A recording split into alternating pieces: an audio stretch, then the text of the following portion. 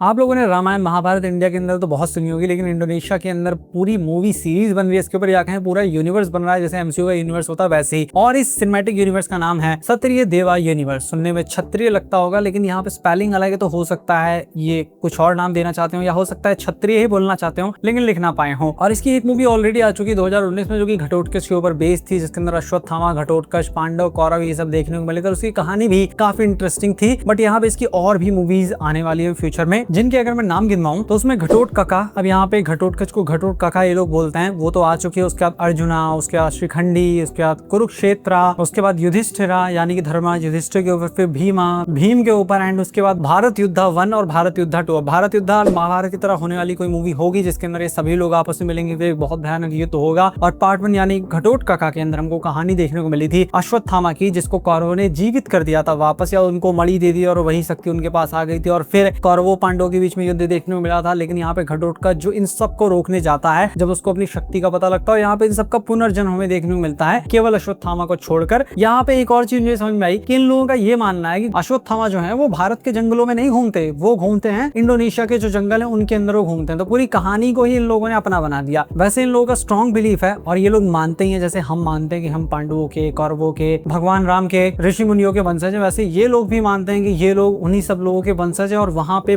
महाभारत रामायण को बहुत ज्यादा माना जाता है। इवन वहां पे घटोत्कच और कर्ण की एक फाइट वाली एक बड़ी सी मूर्ति भी वहां पे बनाई गई, जो देखने में बहुत भव्य लगती है। इनिशियली मुझे लगा था कि वो अश्वत्थामा और घटोत्कच की फाइट है, क्योंकि अश्वत्थामा और घटोत्कच की एक बहुत भयानक फाइट हुई थी, जहां पे अश्वत्थामा ने बुरी तरह घटोत्कच को 2-2 बार हरा दिया था। वो फाइट के बारे में आई थिंक आप लोग नहीं जानते होंगे, लेकिन काफी इंटरेस्टिंग फाइट थी। और जब एंड में द्रोणाचार्य जी का वध हो गया था, वहां पे अश्वत्थामा ने अकेले सभी को हरा दिया था। सात्यकी, दृष्टिद्युम्न, नकुल, सहदेव, भीम और भी जितने लोग वहां पे थे सबको हरा करके अकेले भगवान श्री कृष्ण और अर्जुन के ऊपर आधुनिक अग्नियास्त्र चला दिया था। एक ऐसा आधुनिक अग्नियास्त्र जो कि किसी और ने आज से पहले कभी देखा था ना कभी चलाया था। तो यहाँ पे ये जो बात सुनने में आती है कि अश्वत्थामा भूल गए थे ब्रह्मास्त्र को वापस लेना, वो काफी अजीब लगता है कि एक बंदा ऐसे उन्नत अगर अग्नियास्त्र चला रहा है, ऐसे उन्नत नारायणास्त्र चला रहा है जो किसी और ने ना कभी देखे हो ना कभी सुने हो, तो आखिर वो बंदा कैसे भूल सकता है? कैसे उसको नहीं पता होगा कि उस ब्रह्मशीर को कैसे वापस लाना? और इसी से याद आता है कि बहुत से लोग ये कहते हैं कि वहां तक का जो पोर्शन है जहां पे दिखाया जाता है अश्वत्थामा ने राजा परीक्षित के ऊपर वो चला दिया था ब्रह्मास्त्र, वो फेक था, वो अलग से ऐड किया गया था। क्योंकि मानना काफी मुश्किल है कि यहाँ पे एक बंदा